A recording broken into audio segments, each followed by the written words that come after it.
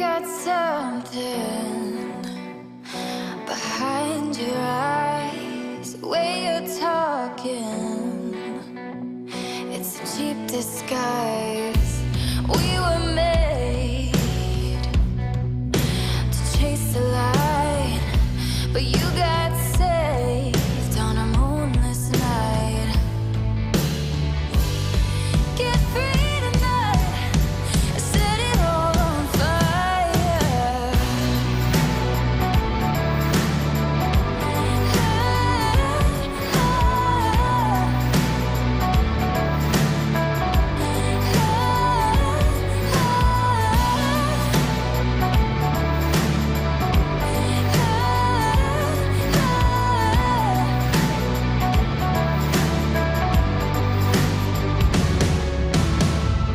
And fever dreams, talking in your sleep, said I'm gonna leave right before the red sun rises.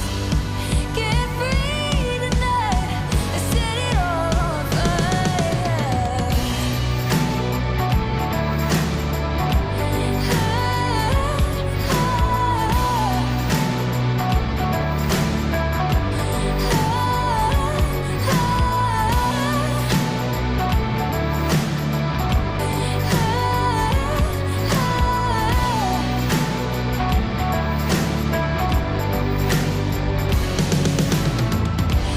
Find your reasons, fight the good fight, chase down your demons, tame 'em right. Sun is gonna come, creeping on closed eyes. We're getting free tonight.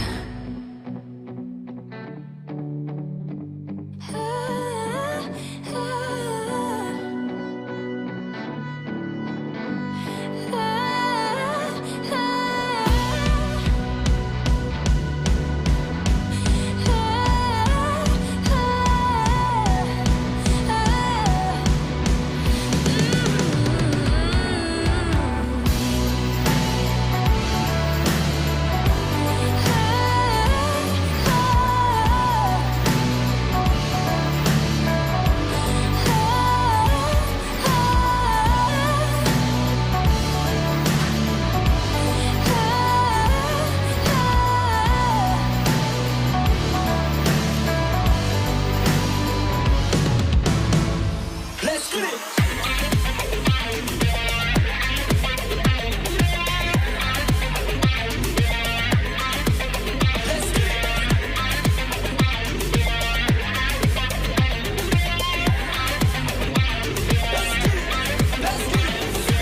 Feel like I'm in danger, I can't seem to get you out of my head. We stayed up all night talking about our differences in your little bed. Now today you say you call me on the phone before the end of the night. Well, it's approaching 9:30 and my patience is about to run dry. Oh, alright, alright. You're taking your time, but losing my mind, yeah. Hold on my heartstrings, you devil child. You're making me wonder if I lost my style.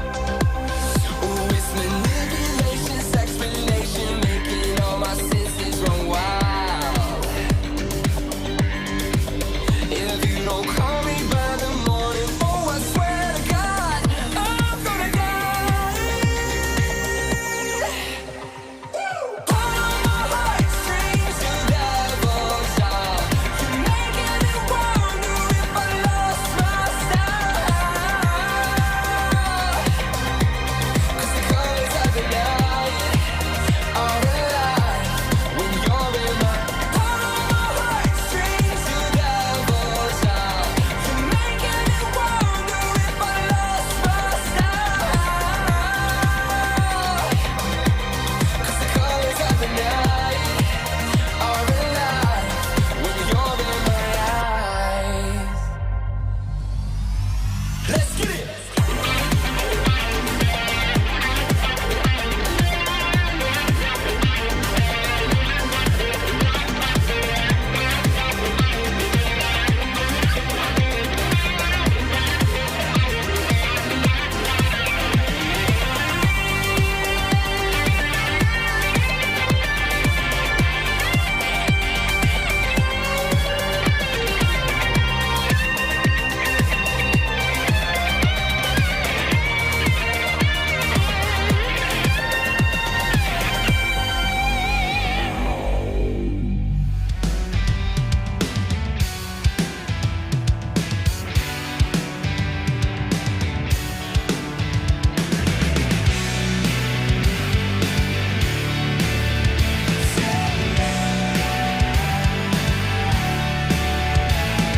You've been spending all your time handcuffed and driving blind to end up in the mud, baby.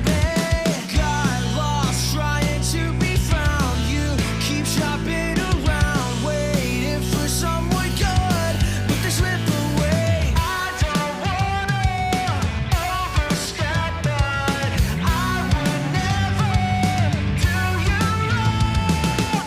Are you ready for something more than a flash in the pan? This is the part where you say yeah.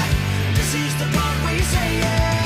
Are you looking for something more than a one night stand? This is the part where you say yeah. This is the part where you say yeah. This is the part where you say yeah. This is the part where you say yeah. I'm so sick of watching you set yourself up to lose with all these idiots, baby. All they do is kiss and tell, just one notch in their belt. They're looking for what's next, so I'll tell you what's next. I don't wanna overstep, but I would never do you wrong. Are you ready for something more than a flash in the pan? This is the part where you say yeah. This is the part where you say yeah. Are you looking for something more than a one night stand? This is the part where you say yeah. This is the part where you say yeah. This is the part where you say yeah. This is the part where you say yeah. Yeah, yeah, yeah,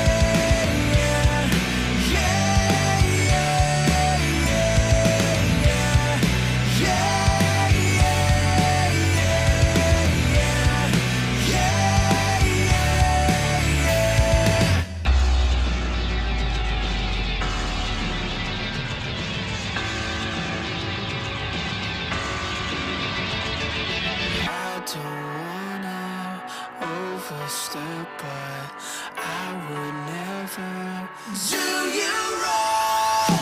Are you ready for something more than a flash in the pan? This is the part where you say yeah. This is the part where you say yeah. Are you looking for something more than a one night stand? This is the part where you say yeah. This is the part where you say yeah. This is the part where you say yeah. This is the part where you say yeah. This is the part where you say yeah. This is the part where you say yeah. This is the part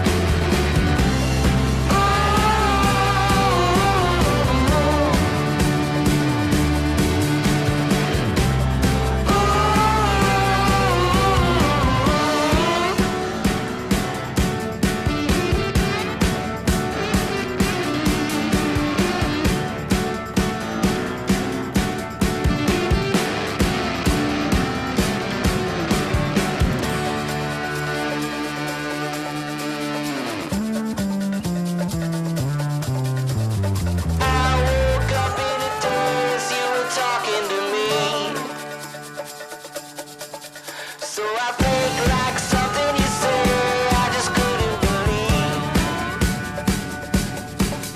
And you're walking around the park like you don't give a care. And you blink it and you look into me like I'm not even there. I woke up and noticed you were talking to me. So I think like something you say I just couldn't believe. And you're walking around the park like you don't give a care. And you blink it and you look into me like I'm not even there.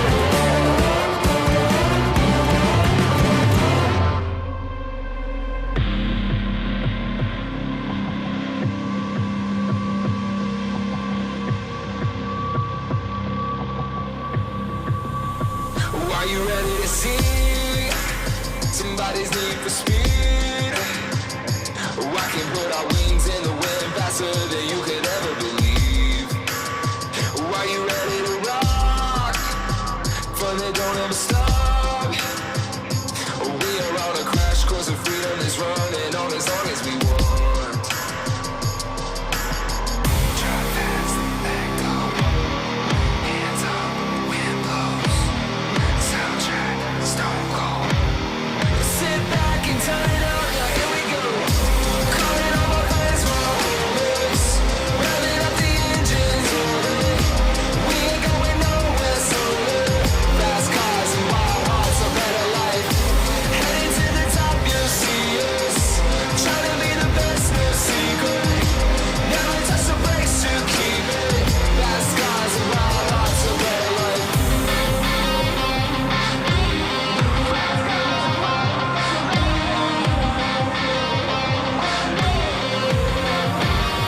Are you ready? Alright, welcome back to the Bonsai-En critique series. Thanks for joining me once again. I'm Josh from Bonsai-En, and if you haven't seen this stream before, this is where we get you guys to send in your trees. We bring them up here on the screen and we see if we can give you guys some tips and tricks on how to grow the trees, or maybe even just how to style them. So this week we've got another 5 trees for you guys. Last week the stream went for about 2 hours, so I'm going to try and cut it down this week to about an hour. You guys are nice and active there in the chat, I see. Chris just asked, what is my favourite dish here in Australia? And I don't know if we would have a favourite dish here. You know, Australia's not really known for their food. We're not like the Italians or anything like that, or the French with their bread, or, you know, we're pretty meat and potato here. But I would have to say that you can't beat a barbecue with a few beers with a couple of mates. That's the best thing going around here. Alright, so I hope the volume's a little bit better this week. I've adjusted it. As I said last week, usually when we do our masterclass series with our students, we've got a whole team that operates the switchboard and audio and, you know, the cameras and everything like that. And we've got Andrew, who's our teacher, so, you know, he's in front of the camera, which allows me to, you know, produce the stream. But when I'm doing this critique series, I'm actually doing it all on my own. So it's kind of up to you guys to let me know if the audio is good, if the video is good, if everything's synced, and if you guys are liking the content. Alrighty, so without further ado, let's get into our first tree. Now this week our first tree comes from Scott Hogman. Scott is actually a good mate of mine who's sent in one of his trees. I've given him some advice before. Scott loves his figs, so this tree is a fig or a ficus, whatever you want to call it. And anybody who watches my YouTube channel, or anybody who knows me well, knows that I'm not the biggest fan of the ficus species. Not to say that they don't make good bonsai, I'm just not a huge fan of them, but hey, that could change one day. Recently I purchased my first ficus and I've been doing some work on it, so we'll see how that tree turns out. But anyway, let's switch over to the other screen now and check out Scott's tree. Alright, so as we can see, we've got Scott's tree here. And I'm not 100% sure what type of ficus this is. It could be a Moreton Bay by the looks of it. Scott, in the comments, let us know what type of ficus this is. Because, you know, once again, as I said to you guys, I'm not super up to date on the ficus species. The one that I've got here is a Benjamina, and my partner's got a tiger bark fig that we're doing a lot of work on, and a lot of the work that we're doing on that one I'm going to actually suggest for this particular tree here, because I can see the same kind of things going on with it. And our little fella too, he has a little tiger bark fig which was donated to us from our good friend Pete. So anyway, this tree here, while I'm waiting for Scott to put in the chat what it is, and we do have a 20-second delay in the chat from when you guys type it. So, with this particular tree here, the first thing that I'm going to point out is the pot is actually relatively small to the design of the tree. But in this particular case, I wouldn't suggest actually changing the pot, and this is my reason behind this. Is usually when we're picking the width in the pot and that, sometimes, or most of the times, we can go off the height of the tree, okay? And this is if we're following the quote-unquote rules of bonsai, which you know here at Bonsai-En, we call them guidelines, not rules. Now, Scott's just put in the chat that it's a Port Jackson. Thanks for that, Scott. So, in this particular case with the pot, rather than actually changing the pot to a bigger pot, I would actually suggest cutting the tree down. Now, the reason why I say this is because of the size of the base here, okay? So if this pot got any bigger, you're really going to dwarf this base. So this size pot is relatively good for this base. So what actually needs to happen here is we need to bring a couple of roots to the surface and start spreading them out, which, knowing Scott, this is something that he's probably already got in mind. This is something that he does well with his ficus species. So I would be concentrating on getting some of those roots to fill out the rest of the pot, so we don't have all this negative space in the pot in these areas. We really want to fill this out, okay? And as for the canopy, okay, so I think we need to make some choices in branches.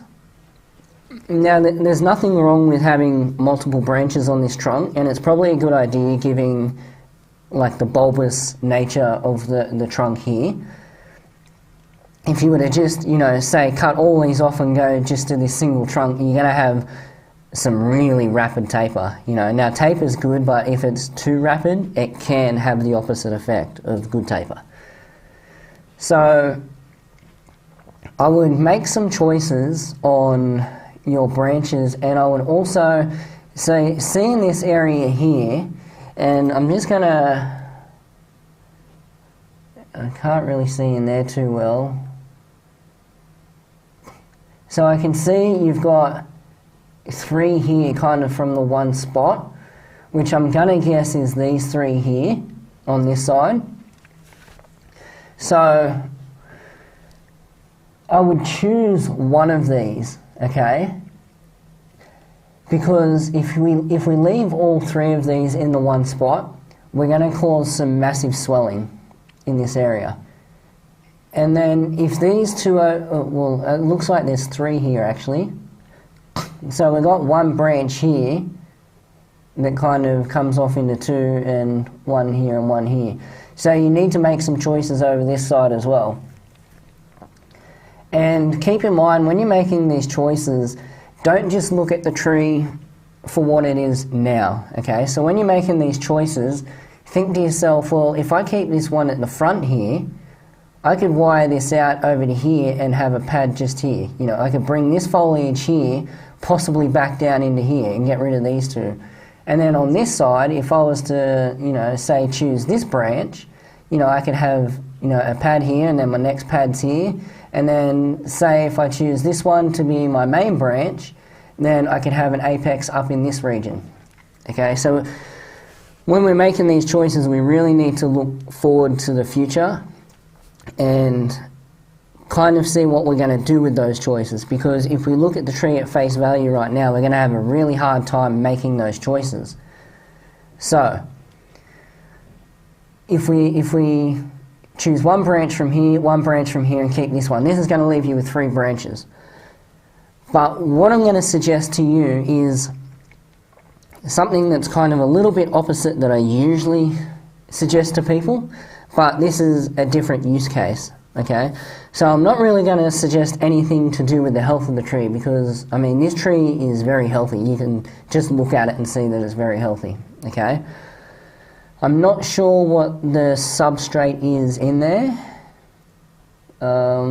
It does look like maybe a regular garden mix in there. So I would suggest maybe changing it over to an inorganic. I know that you've got plenty of bags of Akadama over there, Scott. So I would change it out to an inorganic. But what I would suggest in this use case is really feed it up heavily this spring with nitrogen. And this is not something I would usually suggest for a tree in a bonsai pot. That's something that I would suggest for a tree in development. But the reason I'm suggesting this is, with the nitrogen, what we can do is we can really promote a lot of growth in spring, okay? And this is just going to make the tree explode. Once the tree explodes and hardens off, what we can do is come back in and really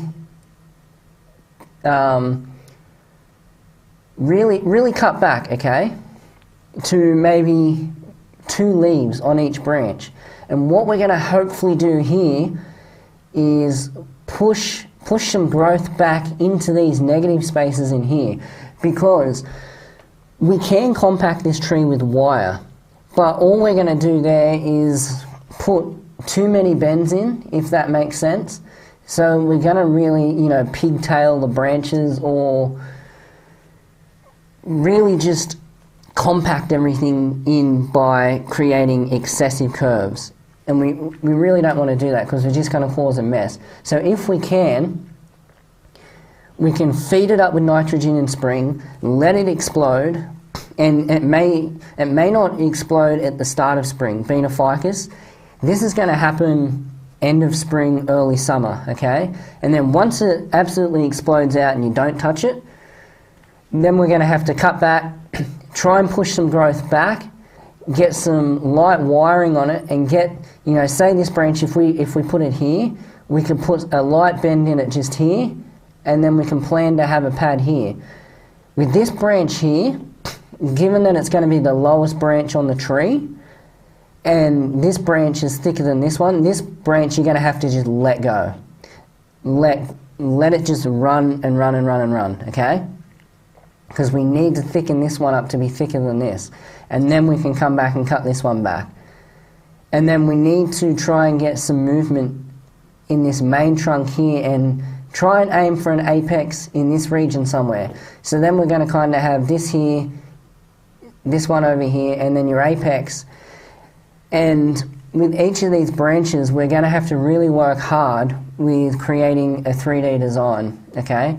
Because we really don't want to look at the side of this tree and just have a real 2D design. We want to have branches out the back, out the front, and to the sides.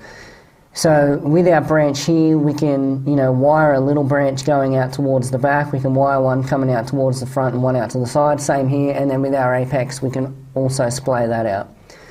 So I would say that's the few things that you would do in this tree. If you really want to go hard at it, I would say just pull it out of the bonsai pot, put it back into development, get all that work done, because it's going to get done quicker, and then go back into a bonsai pot later on into an inorganic mix. So, you'll get that work done a lot quicker than you're going to get it done in the bonsai pot. But that is pretty much all I would suggest for this tree right now. It's really healthy, so you're looking after it really well, mate. So kudos on that. So as I said, we need to aim to get some roots splayed out here on the bottom. We need to cut back some branches and make some choices so we don't have swelling in any certain areas, and we really don't want too many branches. You know, we can create a canopy with just a single branch here, single branch here, single branch here. We don't need, 100 branches to make a canopy. So let this branch grow until it gets thicker than this one, so we can get the proper taper. Feed it up heavy with nitrogen, let it explode, cut your branches back that you selected, try and get some back budding, let that back budding grow, and then we can start making a design from there. So that's really what I've got for this tree. With a little bit of work, you'll have a fantastic looking tree. So, Scott, I hope that one helped you out. There's a fair bit of work to do there on that one. Knowing you, I know you're up for the work. We've done it on some of your trees before. Thanks for sending something in. That's a real good example of having to make some choices of branches, and also that's a real great example of having to let a bottom branch grow to get that taper correct. Now, for those of you who follow me here on YouTube, you might have seen a YouTube short that I put out not long ago with one of my swamp cypresses that had the super long first branch on it. That is an example of a first branch that didn't quite grow thick enough. So it's got to grow out now so I can get that taper correct on the tree. Alright, so we're going to look for our next submission here. So I've got them all in a folder here. So our next submission actually comes from Ashley Green. So I'm just going to bring up here what they've actually written. So this is Ashley Green's tree. They're from Tasmania, and they've got a Japanese black pine grown from seed, about 5 years old. Alrighty, so let's jump over to the tree and have a look what we've got here. So as you can see, very standard kind of nursery stock in development black pine in a growing container in growing medium, which is good. So at first glance, just a few things that I'm noticing here with this tree. We've got some movement being put into the tree while it's young, which is absolutely fantastic.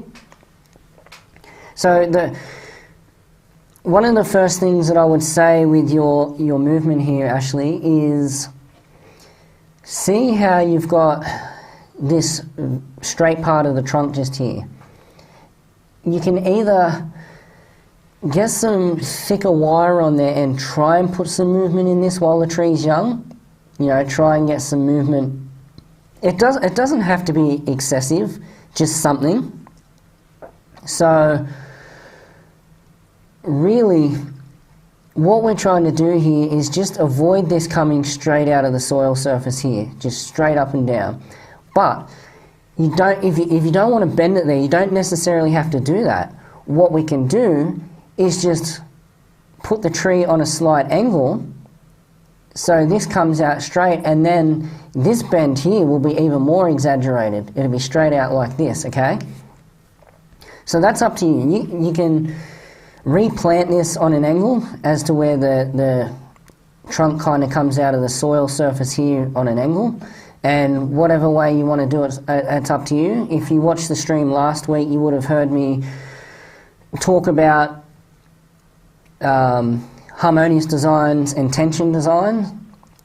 So if you were to put the trunk going this way, you would end up with a very harmonious design. If you were to put the trunk going this way, you would end up with a tension design because you're kind of going the opposite way here. And I'm guessing this is what's going to be your apex. So given that that's going to the right, your main bend's going to the right. If you were to put the trunk going to the right, coming out of the soil surface, you would have your harmonious design. If you were to put it coming out of the soil surface to the left and everything else going to the right, well then you would end up with your tension design. So, the other thing that really strikes my eyes straight away when I look at this tree, I can see all the needles are being cut. Now, when we talk about cutting needles on Japanese black pine, it's okay to do, okay? I'm just going to say that straight up. It's okay to do, but you've got to do it at the correct time. And this right now wouldn't be the correct time. So if we're in development with anything really, any kind of species, our main goal in development is growth and thickness. And how we get growth and thickness on a tree is by just letting everything grow. And the only things that we ever prune or trim is areas where we may get problems, okay? So see right here, this is going to be a problem because you've got a branch here, you've got a sacrifice here, and then you've got a branch just here. And what you're going to end up with in this section is a big knuckle, big swelling, okay? But for now, you can leave these on, but just watch this area like a hawk. If this starts swelling up, you're going to end up with inverse taper just here, okay?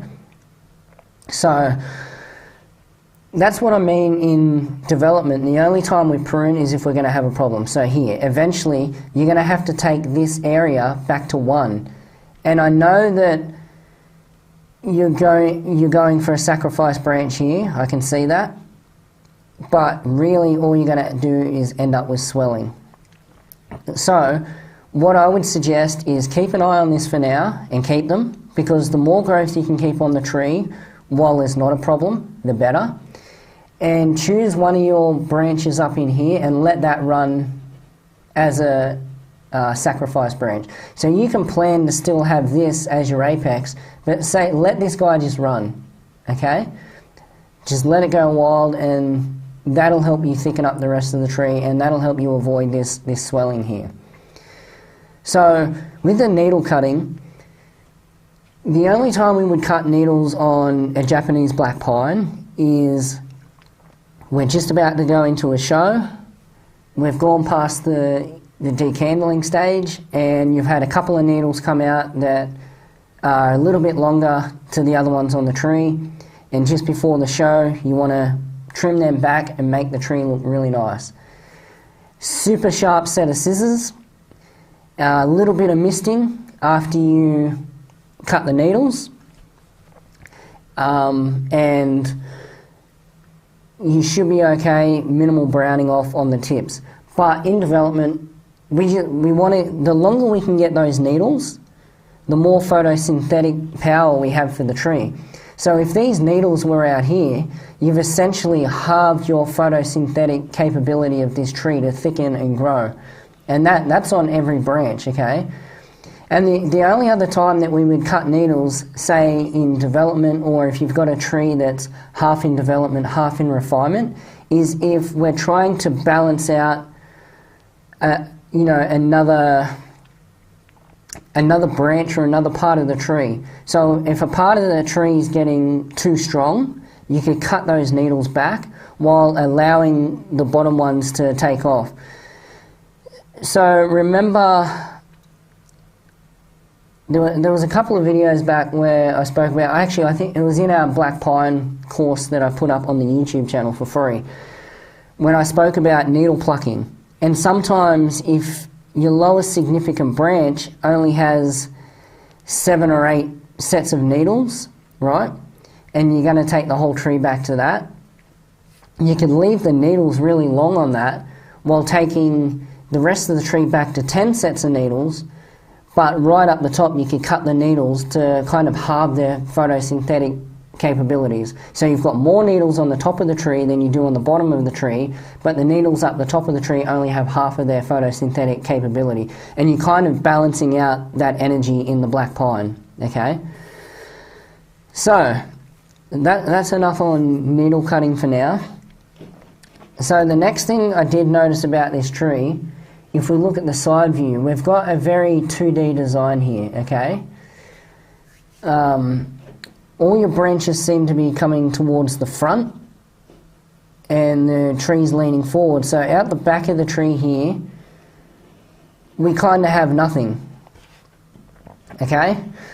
And this can be easily fixed. You're early in development, so, you know, this is not a problem right now. You've heard me say before that when we're early in development, we're not super concentrating on design. And this is true.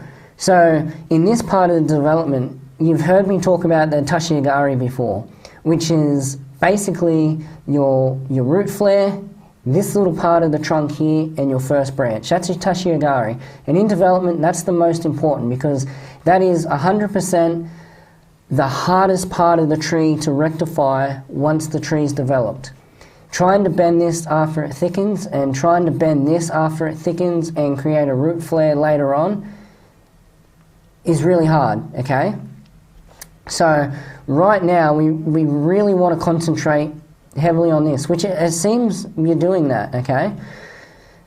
So when we look at this though, we really want to take advantage now of the fact that the tree is young and pliable. So if you get some thicker wire and run it all the way up the tree, and we bend this, right, you may not even use this top part of the tree, but just in case you're going to, it's a good idea now to bend it back, maybe bring the tree out the back, out to the side, out to the front, and compact it down and get a more 3D design happening.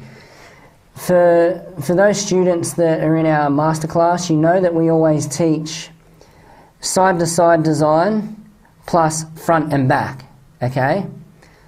Those are all we want to cover all those axes when we're designing. So front, back, side to side. So with this trunk at the moment, it's kind of straight up and down, okay? So if you can bring something out into this area and bring your apex forward, then you're going to have more of a 3D design. And try and, you know, with this branch here, you see how it's kind of being bent around to the front? You can kind of take advantage of this section here. You could bring that out into the back here while still having this come around the front. So split your branching off out to the back, out to the front. Try and avoid having it go kind of everywhere, if that in the same direction, if that makes sense. So see how you've got this guy here? Maybe bring him out into the back to fill out your background while keeping this guy out in the foreground. And then this guy, you know, you've got one here and you've got one here, so you can separate them off into the two different sections. Okay, so my other suggestion here is, because we're in development, high feed on nitrogen. You're going to hear when it comes to Japanese black pine, okay, and this is where people get a little bit confused with Japanese black pine. This is one of those species that we really need to separate it hard, okay? We need to separate it hard into development and into refinement. And one of the major things that we need to look at when we separate these hard into development and refinement is the fertilization process. So in refinement, we will actually say that 4 weeks before summer starts in your area, okay, and we can't really put a date on this. Wherever you live, you really need to know where your summer starts, because for everybody it's different.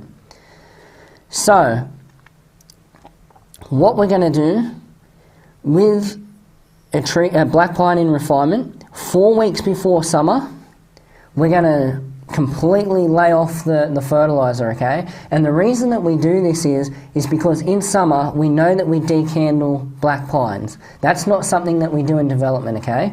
But in refinement, when we're in a bonsai plot, we decandle in summer. And what that decandling does is, at the cut site, we will get, you know, 2, 3, 4, 5 new buds around that cut site, and then as they grow, they're going to put out new needles and new candles, okay? The candles will come out in autumn.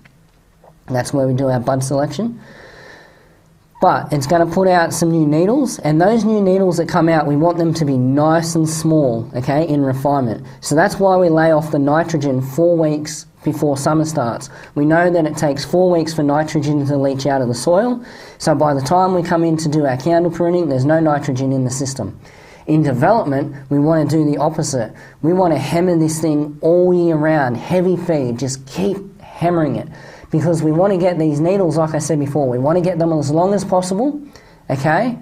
We want to get as many needles on the tree as possible, and we want to get as much growth on the tree as possible. This is going to help it grow. This is going to thicken it right up, okay? Meanwhile, we want to avoid those problem areas like this. This is the only thing we want to prune. So, just to put it simply, and I'm going to move on from this tree in a minute, because you guys probably think that I'm taking too long on this tree, but there's a lot to explain about black pine. Black pine's one of these species that we have wall growth on, and we really want to avoid knuckling on this tree, so we need to get rid of that, okay? And do not cut this in spring, because you're going to get massive sap bleed out, okay? Do this in late summer, early autumn. That's when you want to do this cutting work, okay? So keep that in mind. Late summer, early autumn, that's where we make those big cuts. And the other thing I'm going to suggest to you is when you let this tree grow, when you're going to let it grow and go untouched, the other thing that you can do is needle plucking, okay? So we want to keep the growth on the tree even. We want to keep it balanced, because what 100% will happen is this top part of the tree here, especially if you let this go as a sacrifice branch, okay? You're going to get a dominant part of the tree. This is going to thicken right up, and it's going to overtake this, and your taper is going to be out of whack. So we still need to keep up with our needle plucking in development. So we need to pluck back to our weakest significant branch, and in development we can keep that at around 15 sets of needles if you want to, okay? Just keep the tree nice and strong, but make sure you do balance the energy across the tree, otherwise the top of the tree is going to take off. It's going to become much thicker than the bottom, okay? So, just to recap on this tree, Japanese black pine, in development, feed the tree heavily, only prune problem areas such as anywhere on the tree that's got... So, one other thing I forgot to explain there is your trunk counts as one, okay? And anywhere on the tree, we know the rule of 2. We go back to 2. So if you've got a branch coming off the trunk is 1, the branch is 2. Okay, so if you've got another branch coming off here, that's 3. So we need to cut back to 2. So you've got the trunk and 1 branch. And as you've seen up the top of that tree, you had the trunk and you had 2 other branches, okay? So you've actually got 4 in that section. That's why we need to cut 2 off so we can go back to 2. So I would keep that top one and let that grow, have that as your sacrifice.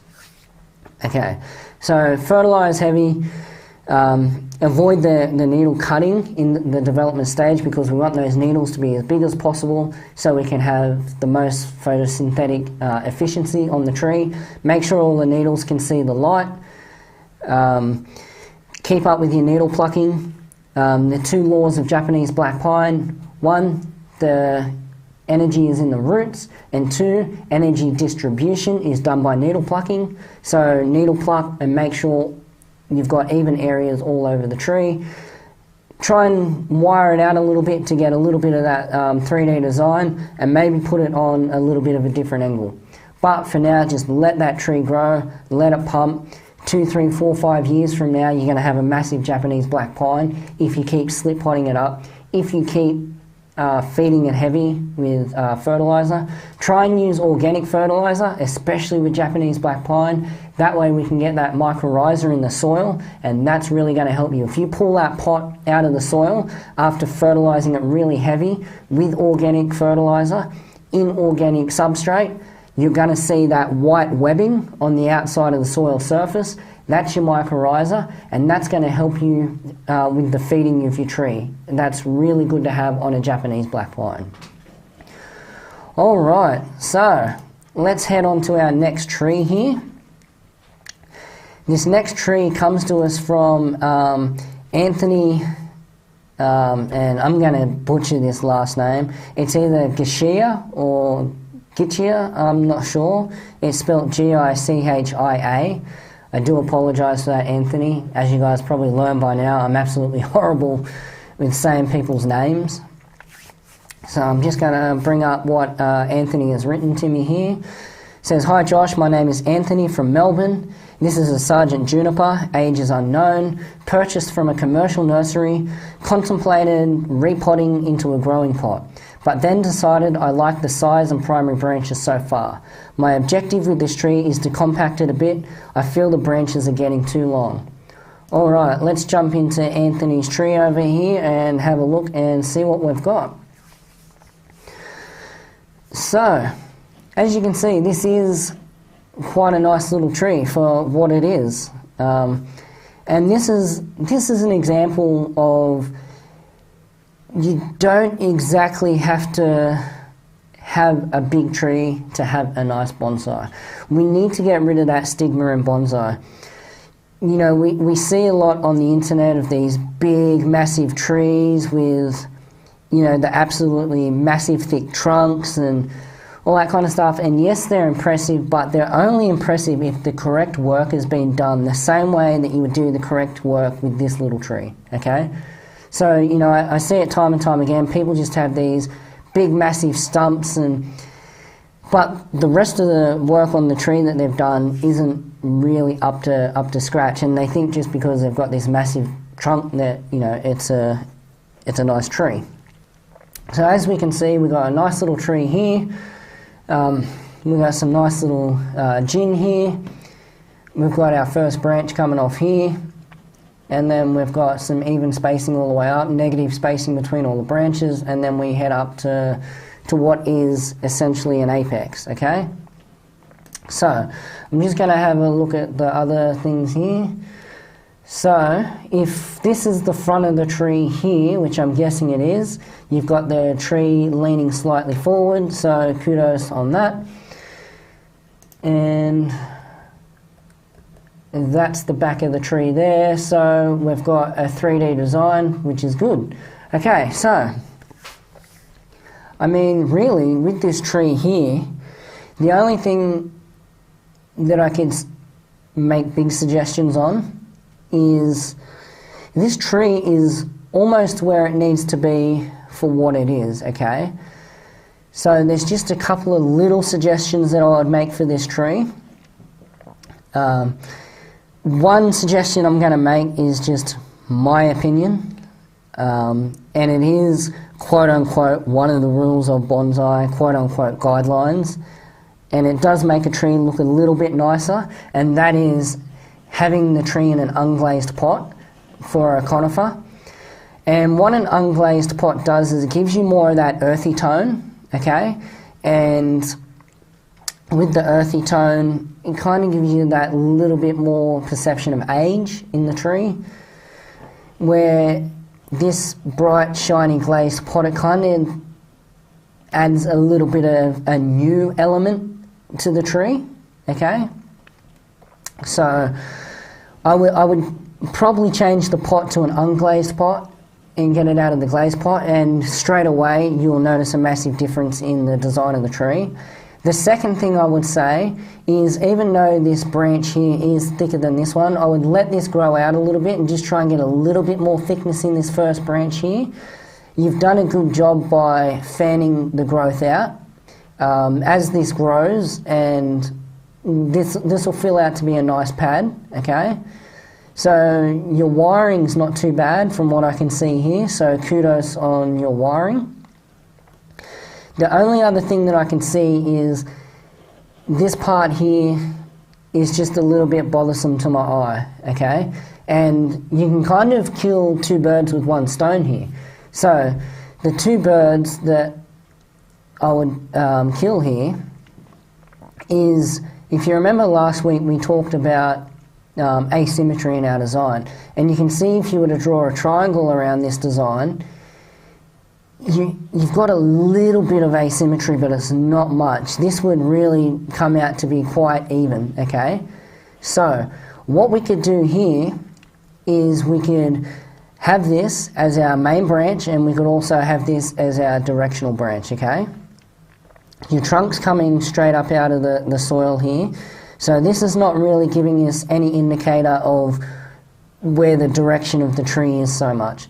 So we're going to rely on this branch here and this main bend here, okay? And the apex is kind of coming back away. Normally I would say that the apex here would give us our direction, but it's really hard to say with this design. But what we can do to rectify this is, see this branch just here?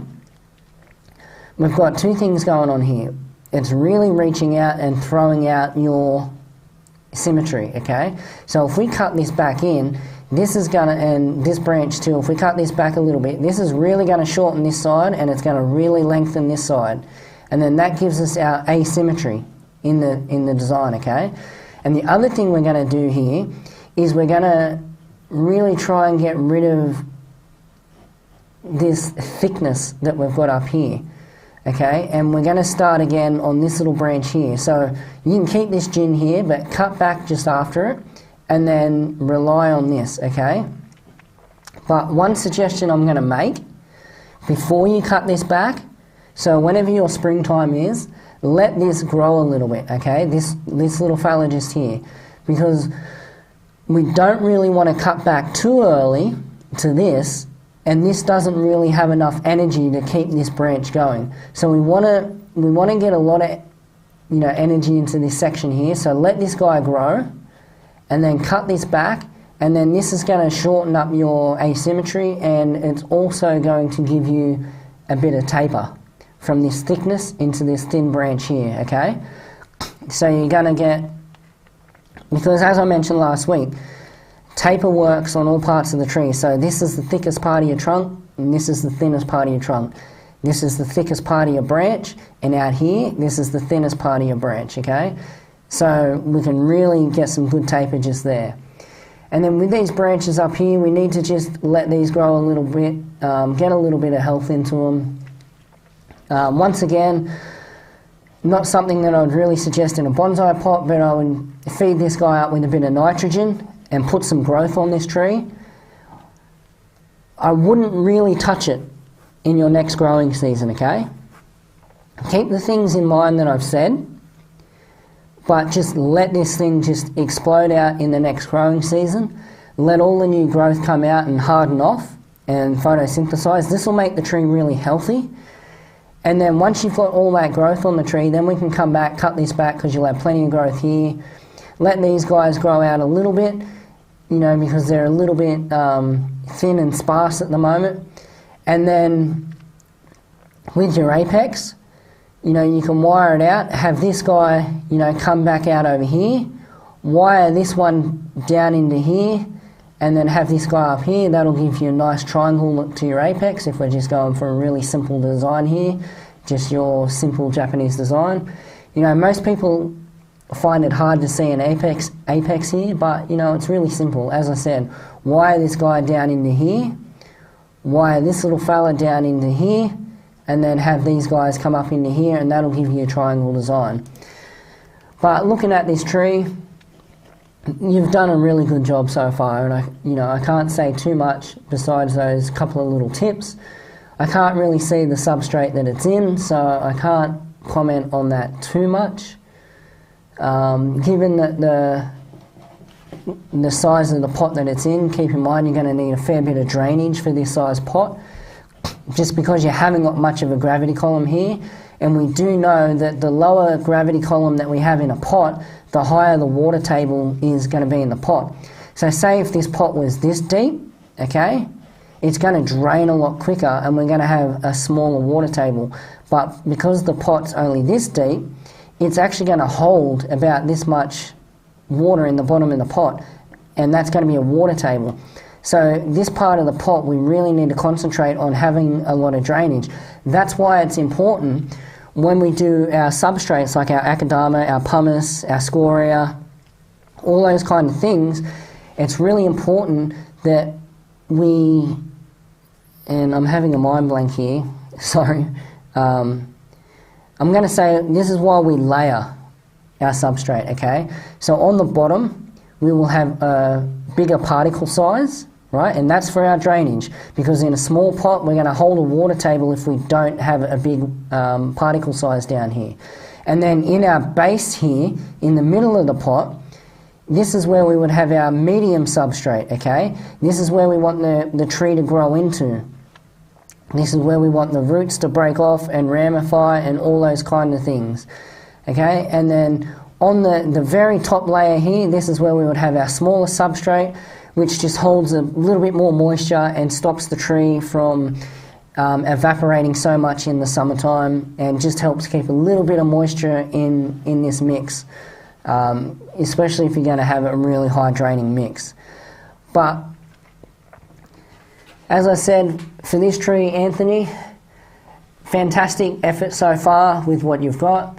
And just to recap, my opinions, if this was my tree, just change that pot out to an unglazed pot. You don't have to. If you like that pot, it's absolutely up to you as the artist. I can't stress it enough, anything that I say on this critique series, you don't have to do. But in my opinion, I would change that to an unglazed pot. It's just going to give you that more earthy tone. It's going to give more age to the tree, and the tree is going to look a lot nicer. It's going to take that newness away. Glazed pots and coloured pots are good for deciduous trees. Because the foliage changes colour, you can really complement the colour of those leaves with the colour of the pot. And just a quick tip, the way that we do that, if we get a colour wheel, just your standard colour wheel, wherever the colour of your foliage is on that colour wheel, go directly opposite to it on the colour wheel, and that's roughly the colour of the glazed pot that you will want, okay? That's just a quick tip. So that's kind of why glazed pots exist.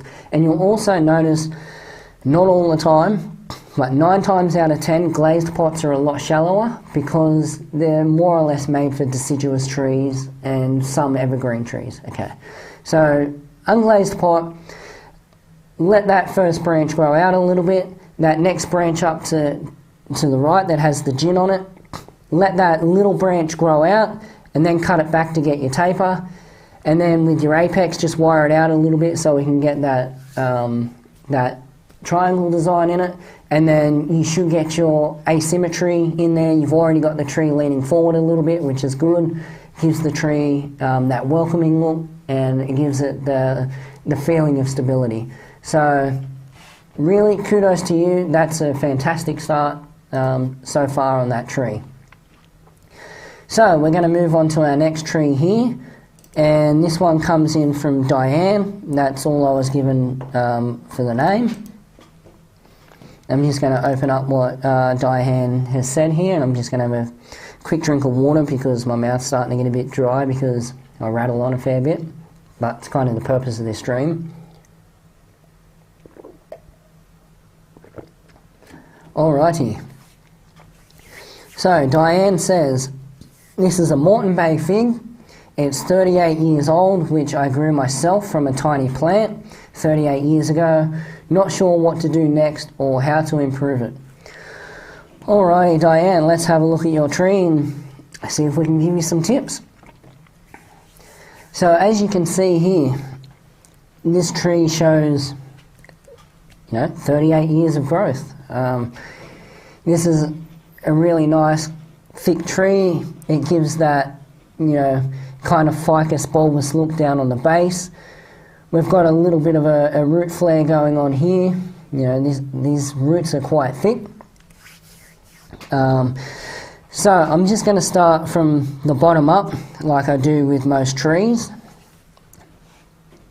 So first thing I'm going to say is this pot really doesn't suit the design of this tree. So we're just going to talk about pot design for a minute. So this pot here, once again, I'm talking traditionally. You don't have to listen to what I say.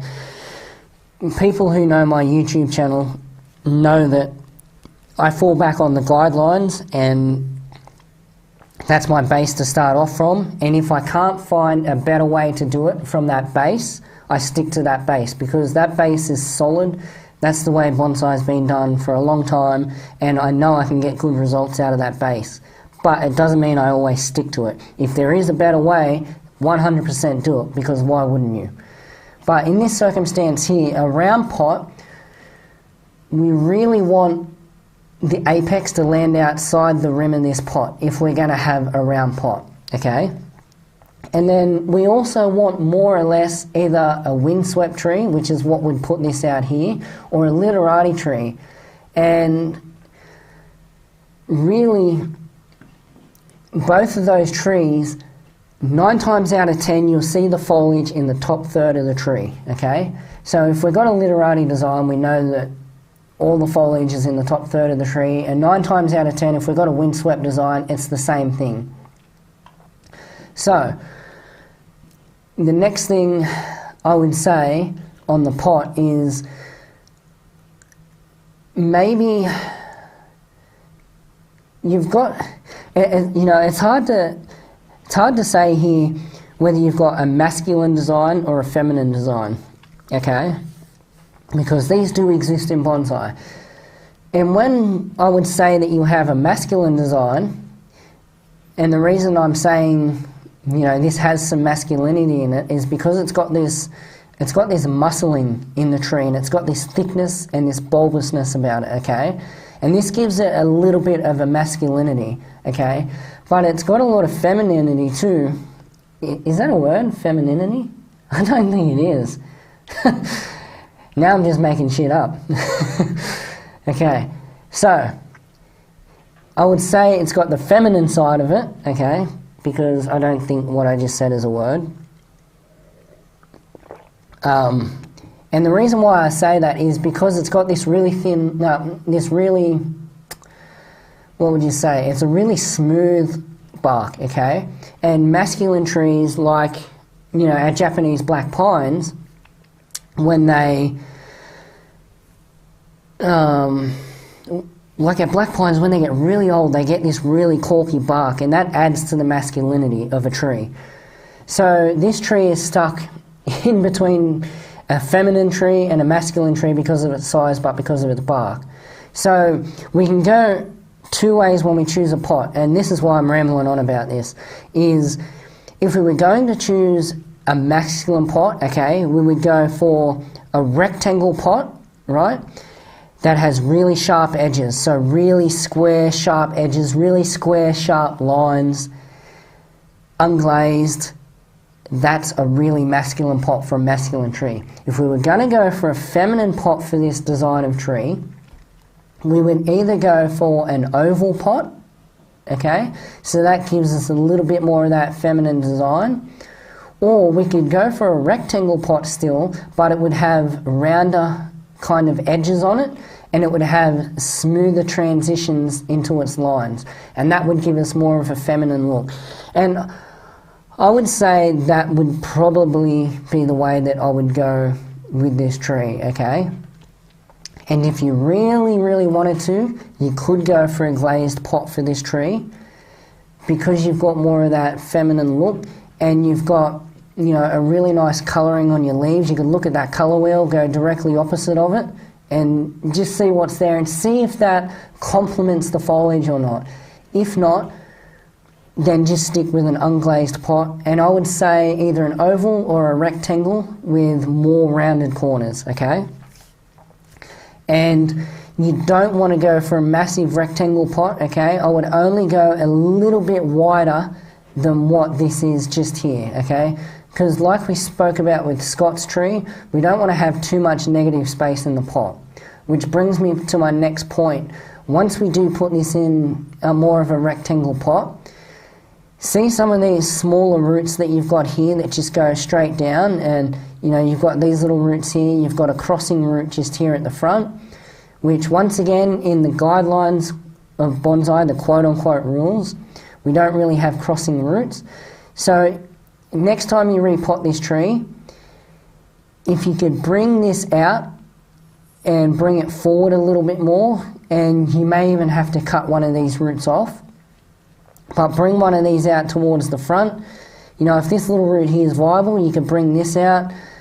These guys here, you could splay these out a little bit more, get a little bit more root flare, and try and bring some of the surface roots up a little bit more, and try and just get a little bit more root flare, because already here you've got thicker roots on the branch that are, you know, relatively well splayed out. I'm just going to flick through these photos. Oh, look, you've got this here, which is fantastic. But I wouldn't suggest having this as your front, because you've got your main branch here. And this is the back, but I may almost suggest that this be your front. But we'll come back to that later, okay? But the purpose of what I'm saying right now is just get a few of these smaller roots, and then you get taper from the thick root into the thin root, and you can fill out a little bit more room in the pot, okay? So, as we're moving up the tree, what we can see here is we've got a really thick first branch just here, and then we've got another branch here. But once again, we've really got no design in the tree, which is absolutely fine for what you've got here. We're just going to pretend that this tree is coming out of development and going into refinement now. So, one of the first suggestions that I would make to you is somewhere on this really thick branch here, and this is going to depend on how the design of your tree ends up, okay? So, as you can see, because we've got this thickness in the branch, in the main trunk here, which is why I say it's really important in the development process that we really concentrate on our tashiagari, because, and you know, on putting movement in our trunk also. So tashiagari being this section here, and then this being your main part of your trunk here. This is really hard to put any movement in here now. So really the only design choice that you've got on this tree right now is a formal upright, okay? Because, and let me just have a look through the photos. No, I might be talking a little bit of shit there. I think from what I can see here is this tree bends out this way just here. Okay, so if that's been the case, if you can make an apex out of over here, you can... Oh, no, you can't really. It just depends. If you can have this main branch go this way and then have another branch come back this way, you might be able to get away with a little bit of an informal upright. Okay, and that's if we keep this whole lot of the tree, okay? So I'm going to go through a few things here because I've got about 1 million things running through my head right now. And this is one of those things that, you know, once you work with a lot of trees, you look at a tree and you just see 1 million different things that you can do with a tree. And it all comes down to the artist and how much they want to do with the tree. So if you want to keep everything that you got here, my suggestions for what you've got here is cut this main branch back a little bit and start again from a new bit of growth so we can get a little bit more taper in this branch, okay? You might be able to use this here. So you might be able to cut this back here and use this here, and you know, you go from thick to thinner. But it all just depends on where your first branch is going to end up relative to what you do up here in terms of your asymmetry of the tree. And this is why I've got 1 million things going through my head, because if we end up with just a formal upright, you may want more of a symmetrical design. And this is one of these times where we may end up with more of a symmetrical design, okay? So you would have this branch come out and be even with this branch, and then you would have some branches shorter again until we get to the top, and then we have that, you know, symmetrical design. Okay, so the next option is if we were to cut this tree right back, okay?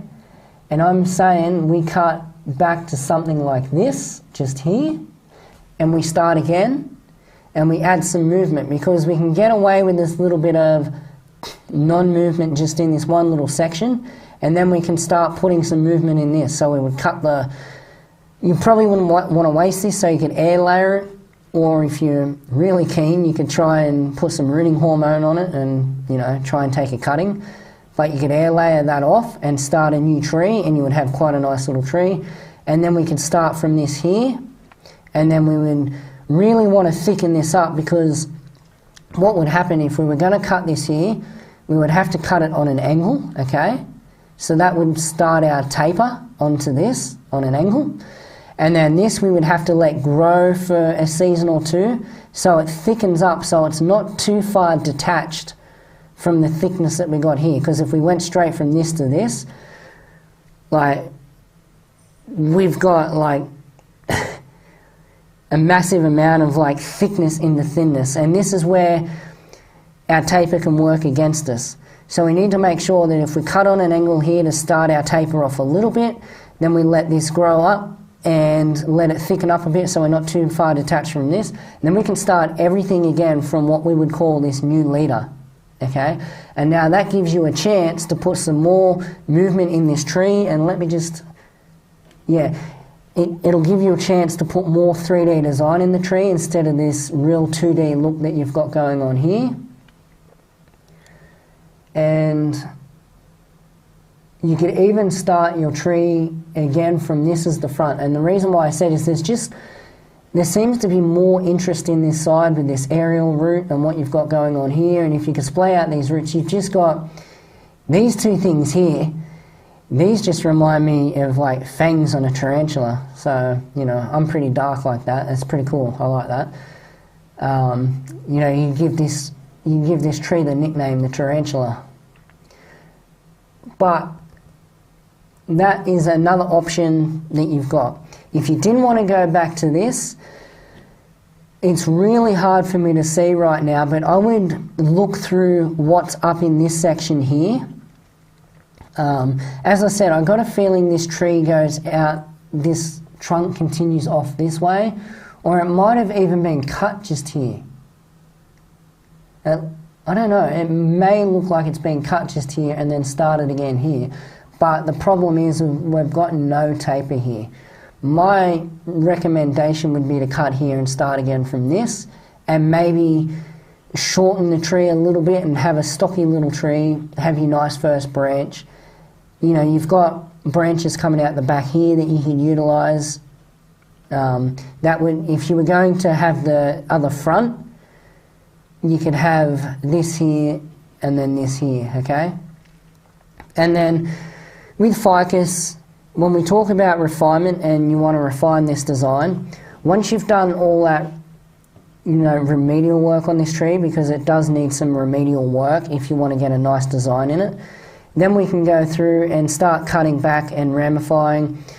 So we know that, you know, if you let it grow out in spring, then we cut back to, say, the first two leaves or the first 4 leaves, which we say cut back to the first 2 leaves, but it's up to you to look at the design. And if you're cutting back to the first 2 leaves and it's taking the branch way back past the silhouette, then maybe you might go back to the first 4 leaves. And then what you're going to get is latent buds pop out from those leaves, and they're going to take off, and you're going to get more branching. And then the next year we would cut that back again, and then you would get latent buds pop out from those leaves because you're cutting the apical meristem off, the growing tip, causing that auxin to go back, make a relationship with that cytokinin, then that latent bud pops, we get that new branch, okay? So that is really, I know a lot of that sounded complicated and it probably sounded like I was rambling on a bit, but there was a lot to get through with that tree. So back to me here. If we're just going to recap, I would look at a new pot for that tree that's not round. My main suggestion would be either a glazed or unglazed. It's just, if you can get a glazed pot that really complements that foliage, then do, because that also complements that feminine design because of that smooth bark texture. If you're going to go a rectangle unglazed pot, make sure it's got more rounded corners, not those real sharp masculine corners. Try and cut that first branch back a bit and get a little bit more taper on it. Work on that root flare a little bit. If you're really keen and you really do want to create a top-notch tree, try and cut back to where I showed you on an angle, okay? Put some cut putty on it when you cut it back. Make sure you do that cut like I suggested on the black pine, late summer, early autumn, okay? Not in winter, not in spring. In spring, you're going to get a fair bit of sap bleed out from a cut that size. In winter, you may get a fair bit of dieback. In winter, our wounds die back a lot more than they would. Like if you were going to cut that, you would have to leave a massive stub on it in winter to be safe. Okay, so that's why you're better off doing it in autumn, spring. Still leave a stub, okay? Once again, I'm going to refer back to the short that I did a week or so ago, where I showed you that long branch on that cypress that I had, and you'll also see that and somebody actually commented on it, they picked up on it. You'll see where I did the cut, okay, and I did the cut on the angle, and I left the stub there, I left a bit of growth, okay, and that was to save me from losing the new leader and the first branch that I had, because if that had died back too far, I would have lost everything and I would have had to start again. So it's always best to keep a stub, see how far it dies back, then once it dies back you can come back in with your concave cutters or your knob cutters and you can slowly start just working that back over time until you get it nice and smooth. Like anything in bonsai, patience, and you don't want to do all that kind of work at once. So if you do that cut, late summer, early autumn, just to avoid an excessive amount of sap flow, and then you can wire that new leader up and go from there. So thanks Diane for sending that tree in. That was a really nice tree. And we're going to move on to tree number 5 now. We've done about an hour, so we're pretty good. I may even have time to do a bit of a Q&A at the end of this. So let's get on to this next tree, and then if you guys at the end of the stream have any questions, chuck them in the comments and I'll try and get to them. So, this next tree comes to us from Matt in New Zealand. And I'm just going to quickly go through, because a lot of these photos are sideways. I'm just going to quickly try and rotate them. That one, rotated. Rotate that one. Alright, so I'm just going to start from that photo there. I'll bring up what Matt said and I'll have a quick drink while that's coming up. Alright, so as I said, Matt from New Zealand. Having watched some initial videos before purchasing my first tree, I settled on a Juniper Procumbens nana. Shocking, I know. For our Australian viewers, a Procumbens nana is basically our squamata here. I must admit that I dived in very keenly and set about removing branches, applying wire, shaping the tree into a cascade style, as it is apparently quite common to this tree, which you're quite right there, Matt.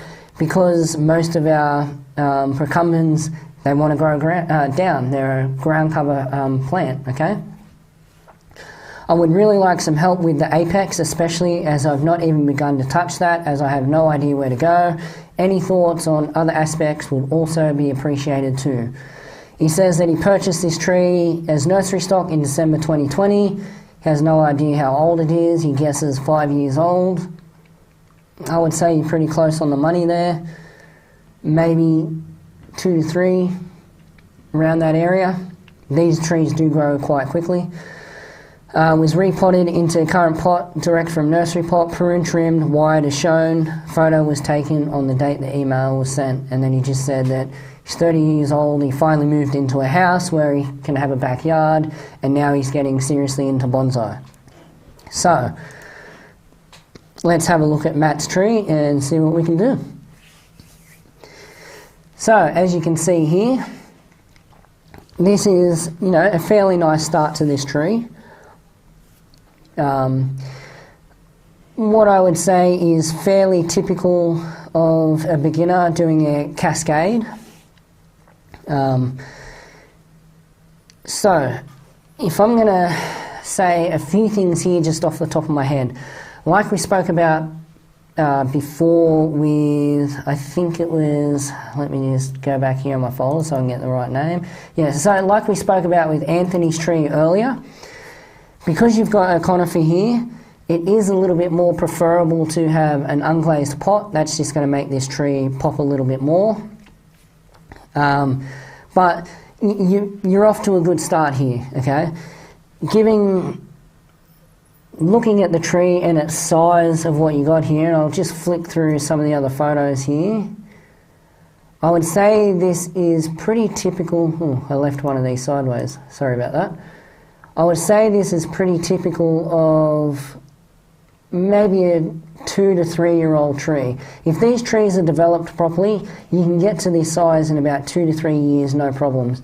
And as you can see, sorry that I'm flicking through these photos, I've got them all over the place. As you can see, the bark is still very smooth and juvenile. It's only just lignified, and lignified meaning, it's hardening off and starting to become barky. But this is a very good opportunity for you to put bends in it like you've got here, okay? So, you've done a lot of things pretty well here. So my first comment is just about the pot. Unglazed would be better, but if you want to keep it in this pot, completely up to you. You're the artist, your tree, 100% do what you like, okay?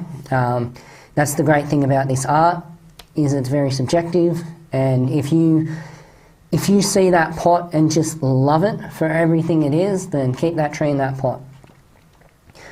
The other thing that strikes my eye straight away is you've actually got 2 cascading tails here. Now, I would suggest only having 1 cascading tail, but it doesn't mean you have to get rid of this altogether. What I would do with this, I would suggest this one, because what we've got here with this tail is a very dramatic drop, okay? And that's very typical of a cascade design, of a good cascade design.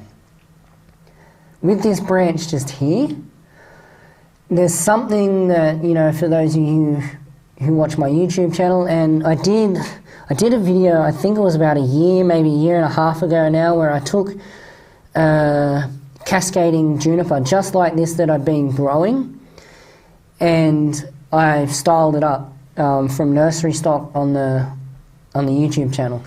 And it had this same kind of thing where it had 2 tails. I took one of the tails and I cut it off about here and created almost like a, I would say it's like a sub-apex, but like a first branch for a cascading tree, if that makes a lot of sense. And then had the cascade branch come out from underneath it, okay? But you've got to do it in such a way that this doesn't shade out the top growth of this, because you'll end up with, problems there. So, obviously you've got your apex here, which is what you want to know about most, but we'll come back to that in a minute. So I would suggest cutting this right back to about here and just concentrating on, styling these out here. And then we're just going to talk about the design of a cascade tail for a second. I'm just going to flick through. Okay. Oh, actually, I think this is the side of the tree. So this is the cascade tail that I'm saying that I would keep. Okay. So like we spoke about with one of the trees last week, see how the tail comes out and it kind of just goes straight down, and then at the bottom here it comes out a little bit more. What we want to kind of do is we need to put a little bit more movement in this, okay? So as it comes down, I would maybe come towards the camera here a little bit, but as this tail kind of descends the tree, we want to keep it coming out like this, because if we picture having the sun up in the sky here somewhere, okay, the sun shines down, you've got some growth here, the sun shines down, all this growth down here is shaded out by this growth here because the sun's coming down, okay? And, you know, this just depends where the sun is in your yard. It might not be so bad where you are. But if you can have a tail that comes out, as your pads come down, they're all exposed to sunlight, no matter where they are. They're not shaded out by anything. So as this tail moves down, just kind of bring it out. And I do have a YouTube channel. Of course I've got a YouTube channel. We're here. Oh man, I'm having a great day today, aren't I? I've got a YouTube video coming, okay? And in the video, I'm actually going to be doing a second working on that tree that I just spoke about. So if you guys haven't seen that video, I think it's called something like First Styling of a Juniper Bonsai or something like that. I'm going to be working on that exact same tree in one of my next videos. And one of the things I'm going to point out with it is that as the tree grew, it thickened and it pulled that branch back in. So one of the pieces of work that I need to do is push it back out. So I'm going to be doing that in the next video. So you'll be able to see me do that on one of my personal trees. So as I said, try and have this come out as far as it can. Chop this back. Try and put some more, you know, 3D movement in this, which you can do with these little branches, okay? And like I suggested last week, we want to kind of stagger, okay? Stagger these branches. And what we can do is, see how you've got this little branch coming out here? And to do what I'm just about to say, you're going to have to take this wire off and reapply it. But what we can do here is start a bend out this way, okay? So as we come here, we bend out, okay? And then that gives us a split. And this looks really nice in a cascading design. So we can bend here. And the reason why I say that you need to reapply your wire is because if we're going to do a bend here, we need to have the wire come over the back just here and support where that bend's going to be, okay? I really need to do a masterclass or something on wiring and wiring engineering, so we can talk about all this stuff.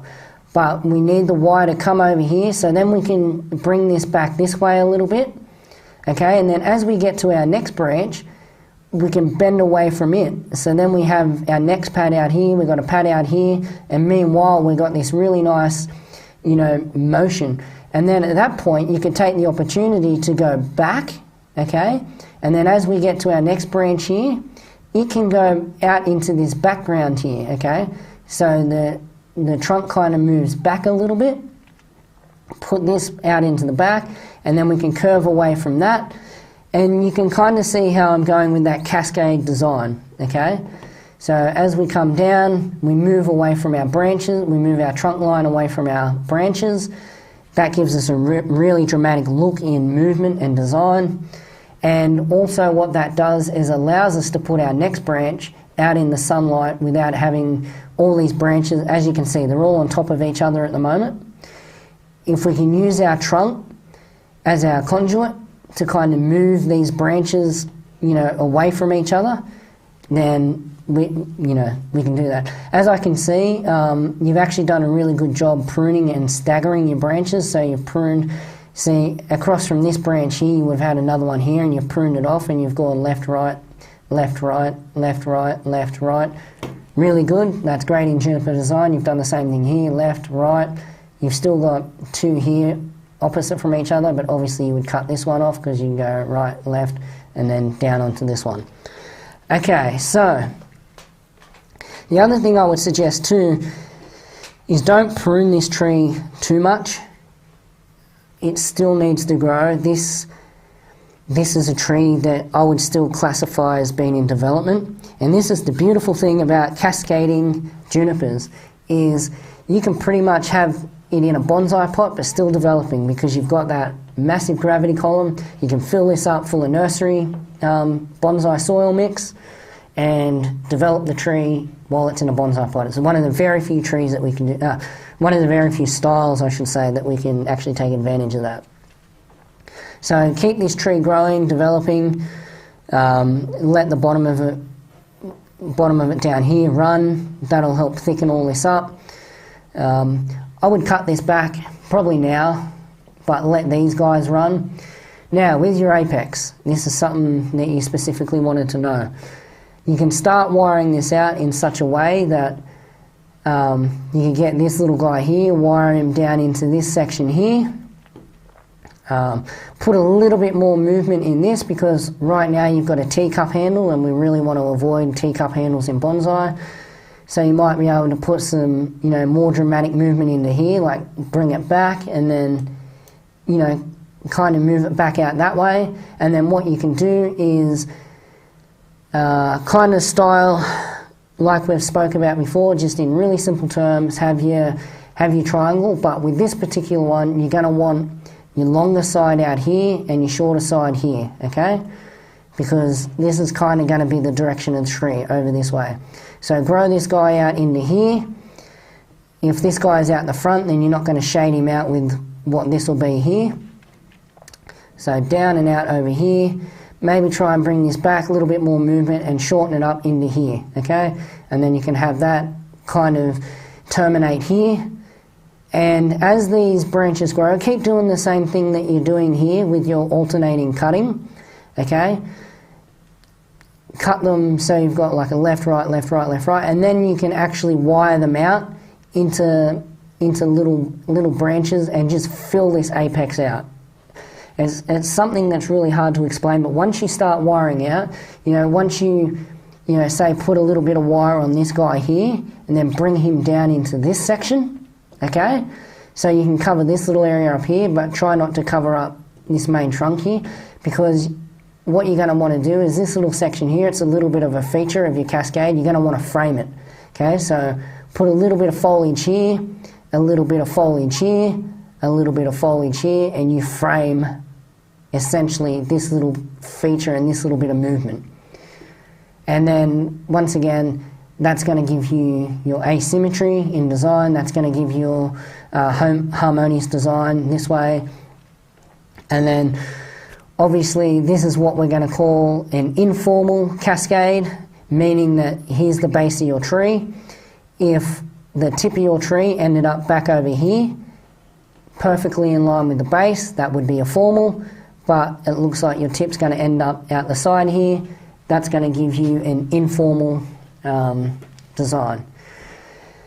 The only other thing that I can give you advice on is, see how you've got all these gaps in your bonsai wire just here? Now these might not have actually been on there when you applied the wire, so you might have actually applied this wire nice and tightly around the branches, but what's happened is when you've bent your branches, you've actually bent them away from the wire, which is exactly why I was telling you here, when you do bends, so see how you've done it here, you've almost got it correct here. You've got this bend here, and this part of the wire here should be around about here, on the outside of the bend, okay? If you don't do that, you open up this massive gap, you open up these huge gaps here. So when you're wiring a tree out, you need to kind of have a little bit in mind before you apply the wire. You need a couple of things in mind, okay? So you need to figure out where you're going to bend. So say here we're going to cut this wire off that's already on here, and then say we're going to do exactly what I just said. We're going to come down, we're going to bend here, come out this way, and then as we get to our next branch, we're going to bend back, and then we're going to bend towards the back and then back towards the front.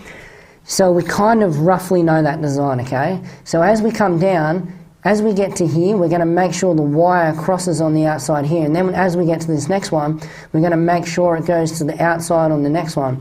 But the other thing that we also need to keep in mind when we're wiring is sometimes if we need to make a bigger bend on a tree, and I'm going to come back to me for a second here, if we need to make a real big bend, right, on a tree of this age we won't need raffia. As you would have seen on one of my YouTube videos, I was working on 30-year-old juniper and it had quite a thick branch. I had to put raffia on it to bend it. But the other thing I did was you've almost got to give it a Chinese burn as you bend it, okay? And that Chinese burn's going to either go in a clockwise position or an anti-clockwise position. And you need to keep in mind, if you do have to twist, okay, to get the branch to go in that direction, and you've got to twist with the bend, you've got to think to yourself what way or what direction that twist is going to happen. So if it's going to happen clockwise, you need to apply your wire clockwise, because as you twist, the wire is going to tighten around that bend, okay? If you've got the wire running clockwise and you bend anti-clockwise, what happens is you basically loosen the wire up and cause a huge gap in your wiring. So that's why we need to think ahead, and we need to think of where our bends are.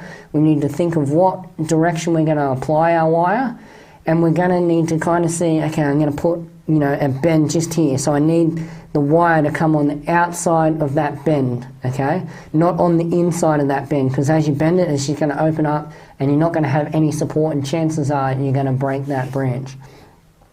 So, Matt, very good start to that tree. I would say a fantastic start. I would shorten one of those tails up, keep the other one long, have it as like a first branch, second apex kind of thing. Get a little bit more movement in that tail, make sure it comes out a bit, all those branches can see the light. Apex, wire it out a little bit, try and get that asymmetrical design in it, and you're going to be good as gold. Keep that tree growing, keep hitting it with the fertilizer, high nitrogen. Anywhere you want branches to grow and thicken, make sure they elongate. You know, get them to the thickness that you want before you cut them back, and then let your next set elongate if you want to create your branch pads. If you haven't seen our video on juniper branch development, go back and check that one out. That's going to really help you develop out those branches on this tree. As I said, just my opinion, but I would put it in an unglazed pot. But if you love that pot, keep that pot. You know, it might have some kind of sentimental value to you. I just don't know that. But besides that, I would say excellent start, mate. I had a cascade tree that started like this, and it's a very big, beautiful looking tree now that's still got a lot of work to go on it. But yeah. So guys, in the chat, if you guys have any questions about anything that we spoke about today, any clarification that you need, chuck it in the comments now, and I'll see if I can get to it before we end this stream. And we've gone about an hour and a half at the moment, so, you know, if there's anything that I said that you didn't quite understand properly, or you would like some clarification on, maybe you've got a tree in a similar situation, drop it in the chat, and as I said, if something comes up, I'll answer it. So these have been really quite enjoyable for me to do, seeing people's trees, seeing where they're starting, seeing what they're doing, and being able to give these tips. I'm finding that it's making really good content. I'm hoping that you guys are getting, you know, really good information out of this as well. I can see you guys are being pretty active there in the chat. We've got 27 people watching live now, which is pretty good for our time zone that we have here. As I said, in Australia, we're really disconnected from the rest of the world when it comes to time zones. It gets really late for people and they can't watch live.